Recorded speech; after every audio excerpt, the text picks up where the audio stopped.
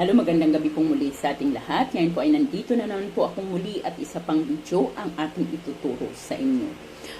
Nais ba ninyong masasabik siya ng lubusan sa iyo? Yung bang talagang hindi siya mapapakali, hindi talaga siya matatahimik, kumbaga labis siyang mababalisa, yung para siyang sinisindihan yung kanyang puwitan kapag hindi kanya nakakausap, makikita man lamang or nakakausap.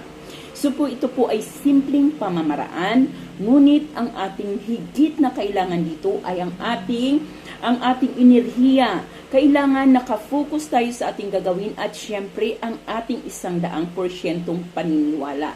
Ito po ay lubos na mabisa basta po kayo tama ang inyong pagkakagawa at buong-buo po ang inyong paniniwala, kumbaga wala kayong duda. Habang ginagawa ninyo ito, i-claim ninyo na mangyayari ang inyong kahilingan. So ito pong video na ito ay pwede po ninyong gawin bago kayo matulog sa gabi or kaya naman pagkagising ninyo sa umaga, yung talagang sariwa ang iyong isipan. So, maghanap ka ng isang lugar kung saan komportable ka, kung walang waaring gagambala sa iyo. Yung talagang walang iistorbo sa iyo. So, magdala ka po ng panulat. Panulat po lamang ang ating kailangan, any color po ng panulat.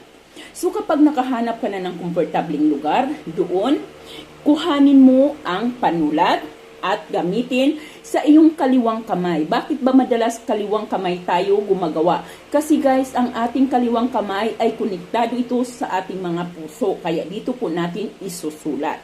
So, dito ay isusulat mo lamang ang kanyang kompletong pangalan, pati ang kapanganakan, gamit ang malalaking litra.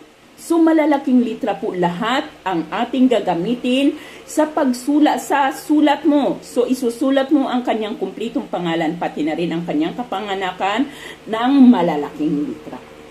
Ngayon, pagkatapos mo na itong maisulat ang kanyang buong pangalan, pati ang kanyang kapanganakan, isang beses lamang, ay pakatitigan mo ang iyong kamay kung saan mo sinulat at pakakaisipin mo ang taong ito.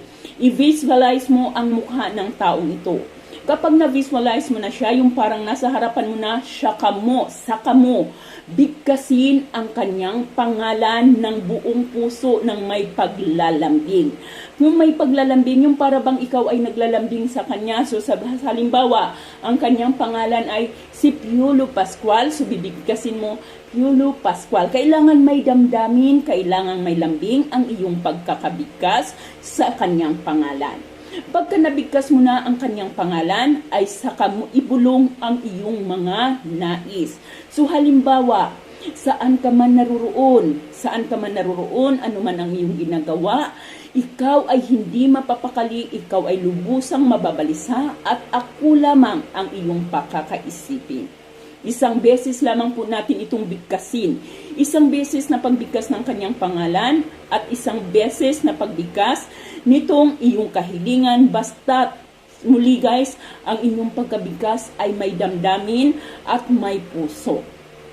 Pagkatapos mo pong bigkasin ang kanyang pangalan at saka kahumiling, ay halikan mo ang iyong kamay. Pagkatapos po niyan guys, ay maaari mo nang gawin ang mga nais mong gawin. So okay lang pong maburayan kasi tapos ka na pong humiling. If ever man nasabihin ma'am, nabura po, wala pong problema dahil tapos na po ang iyong kahilingan, tapos mo na po ito, kumbaga nadasalan mo na po ito.